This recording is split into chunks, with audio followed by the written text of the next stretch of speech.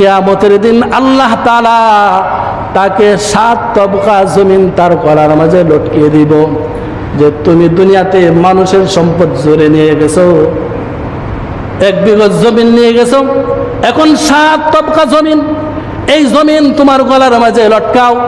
এর ব্যাখ্যায় মুহাদ্দিসিনে কেরাম অনেকটা করেছেন। এর মাঝে একটা ব্যাখ্যা বলা হয়েছে যে 7 তকবা জমিন তার মাথার মাঝে দেওয়া হবে। এই মাথার মাঝে তুমি এই জমিন রাখে তুমি হাসরের ময়দানে দাঁড়াও।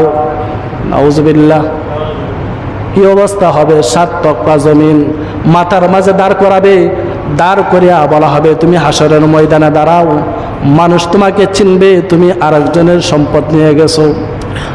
অথবা কোনো কোনো মুহাদ্দিসিনে কেরামগণ বলেন তার গলার মাঝে একটা বেড়ি বানানো হবে, 7 তকবা জমিন দা একটা বেড়ি বানানো হবে।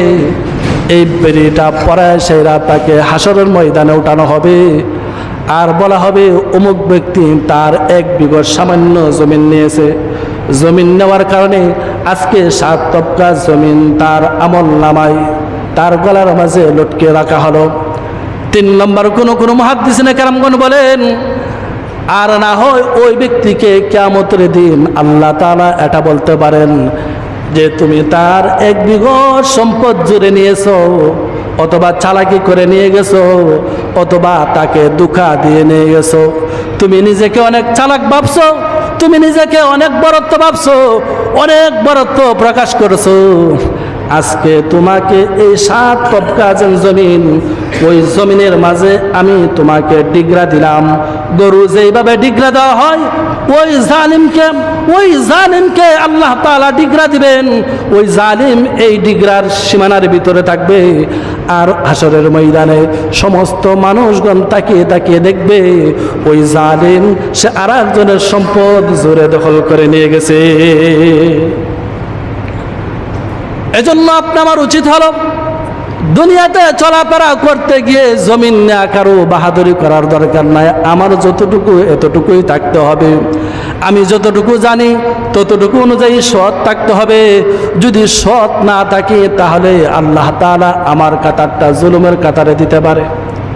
যদি জুলুমের কাতারে দেয় তাহলে আমি ধ্বংস হয়ে যাইব।